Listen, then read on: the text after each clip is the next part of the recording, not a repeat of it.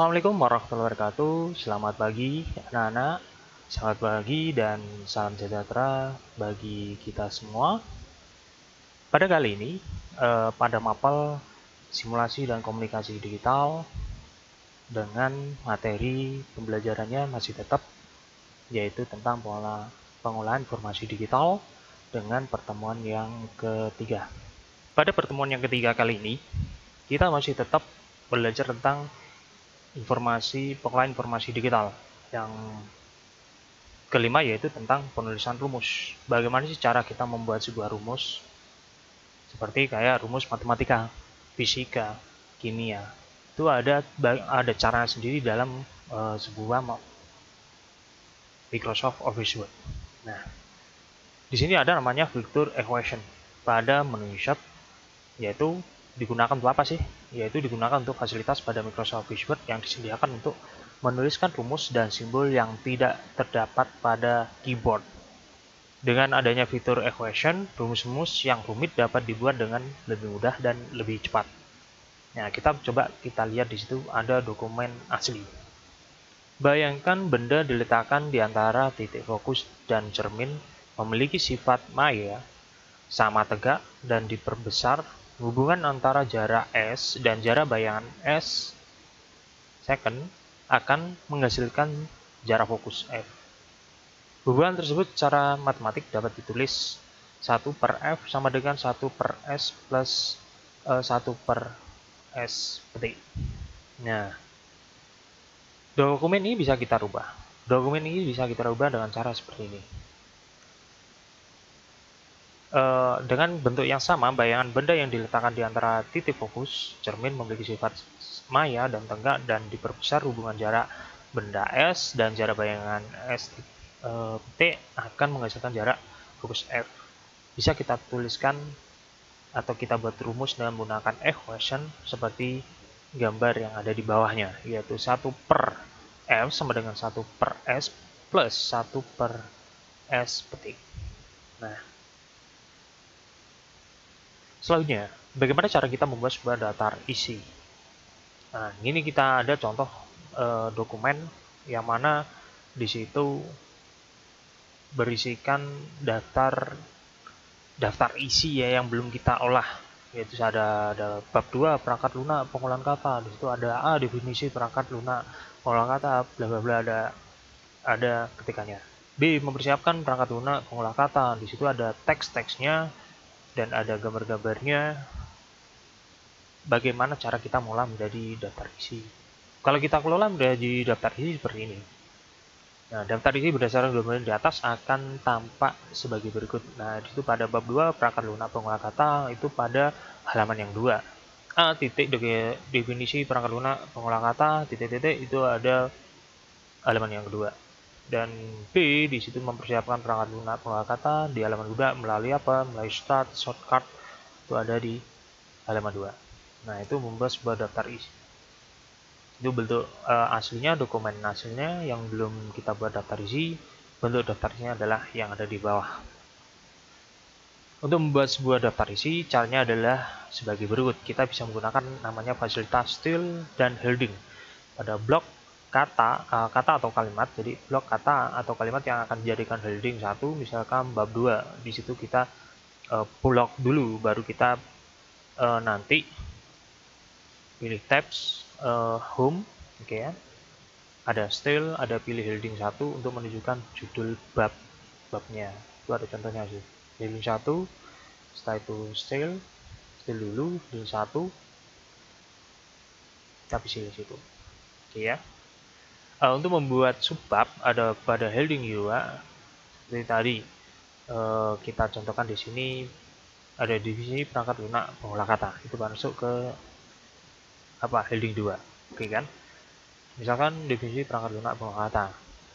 Nah, pada heading 2 tetap, dan pada tab home style heading 2 lakukan pada subbab seperti poin 3 dan poin 4. Membuat style baru. Buat style baru masing-masing kalimat, caranya kita blok, tetap kita blok. Selanjutnya klik kanan mouse, kita bisa pilih style. Situ ada shift selection as a new quick style-nya. Nah, muncul kotak dialog create a new style from formatting, berikan nama stylenya, baru pada name pilih judulnya. Nah, itu kita pilih judulnya, definisi katanya, selanjutnya dengan menyeleksi untuk bagian subjudul dan sub-subjudul, misalkan tempat kursor pada pilihan awal dokumen, pilih menu reference, lalu table of content, kemudian pilih insert table of content. Akan muncul kotak dialog table of content atau TOC seperti yang ada di bawah.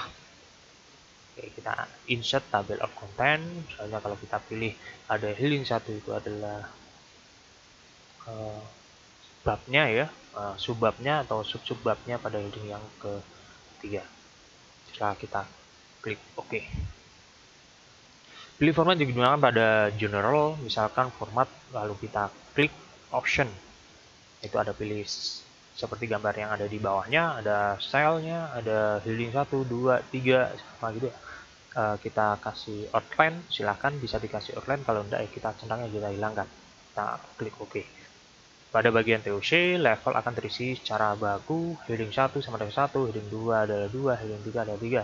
Bagian 5 kegiatan ini angka 1, 2, 3 akan dihapus nantinya. Oke ya. Pada style yang baru dibuat, tentukan TOC levelnya dengan cara memberikan 1, 2, 3, dan seterusnya. Jika sudah selesai, baru kita tekan klik OK. Nah, yang berikutnya nomor 7 adalah namanya Major Cell atau Mail Manager. Digunakan untuk fasilitas yang digunakan untuk memudahkan kita mencetak dokumen secara cepat. Biasanya digunakan untuk membuat surat, gitu ya, yang ditujukan pada pihak banyak. Sama kalian ingin membuat sebuah undangan. Nah, membuat sebuah undangan, di situ kalian mempunyai banyak sekali nama. Kita bisa menggunakan namanya Mail Manager. Dan kita membuat Mail Manager, kita tinggal melakukan printout, tinggal kita tempel aja nama-nama yang mana yang kita undang nantinya. Fasilitas ini banyak digunakan oleh percetakan. Nah, kita cetakan kayak gini.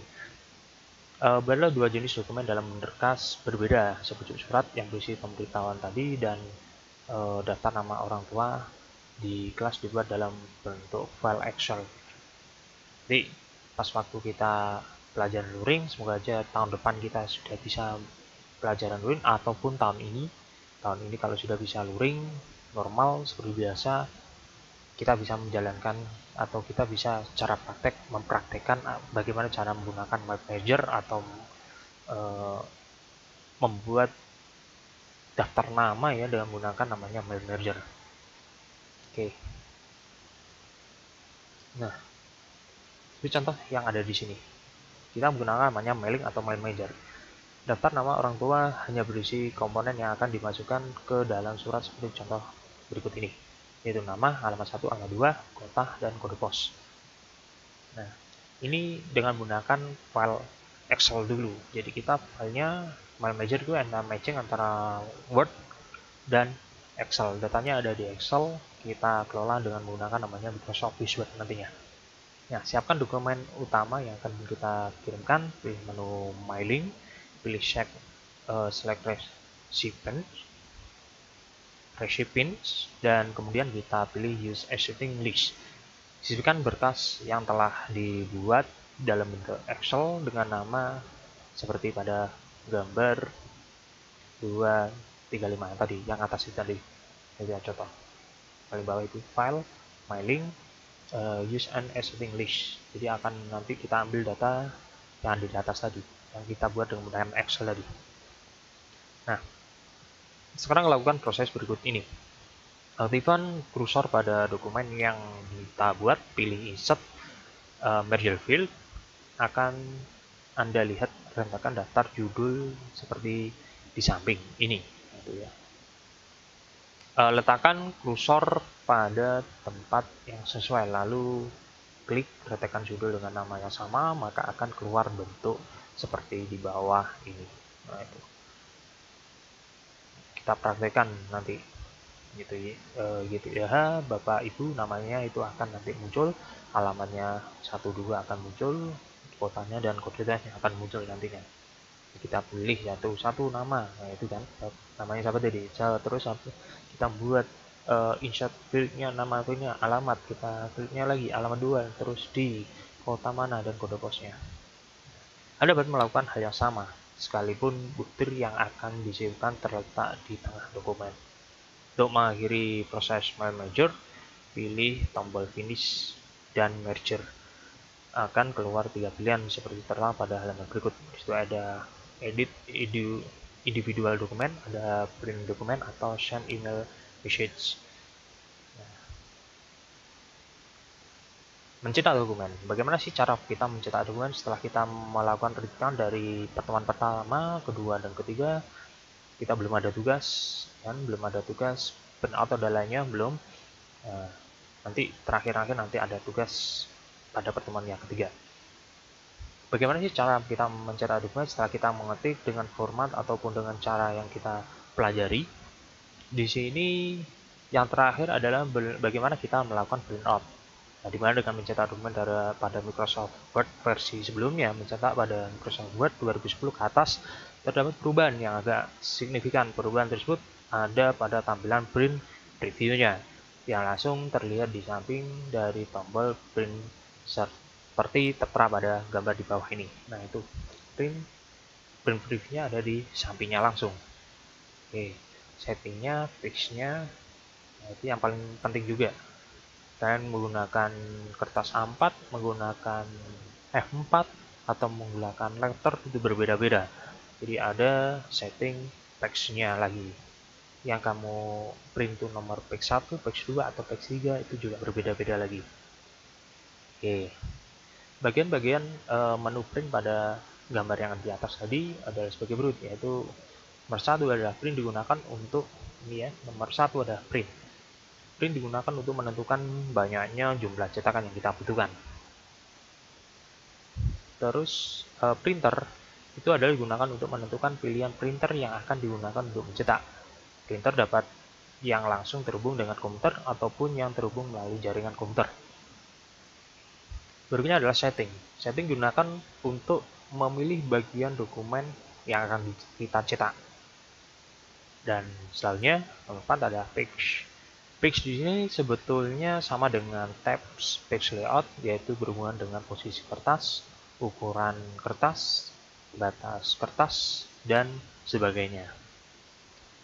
Nah, setelah kita tadi tinggal aja di klik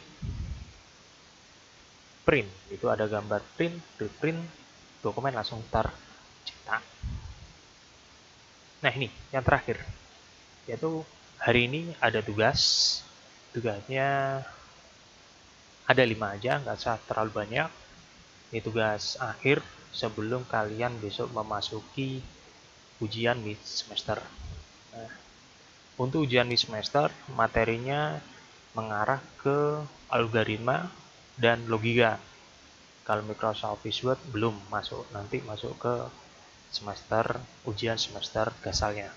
Nah, tugas yang pertama adalah apa pengertian dari Microsoft Office Word. Nah, yang kedua, apa fungsi dari toolsheet pada lembar kerja Microsoft Office Word. Yang ketiga, apa fungsi utama dari aplikasi Microsoft Office Word yang paling tepat. Dan apa fungsi utama dari tabs menu insert pada lembar kerja Microsoft Word. Yang terakhir adalah sebutkan langkah-langkah menyisipkan gambar pada lembar kerja Microsoft Office Word. Materi ini, tugas-tugas ini sudah ada di materi di YouTube atau sudah ada di Taruna Sinau. Nah, kalian bisa melihat lagi, mereview lagi, kalian bisa bebas bagaimana cara kalian untuk mengisi atau mengerjakan tugas yang saya berikan. Oke, saya kira itu aja dulu untuk pembelajaran kita kali ini. Saya akhiri. Assalamualaikum warahmatullahi wabarakatuh. Masih tetap jaga kesehatan, masih tetap ikuti prosedur pemerintah.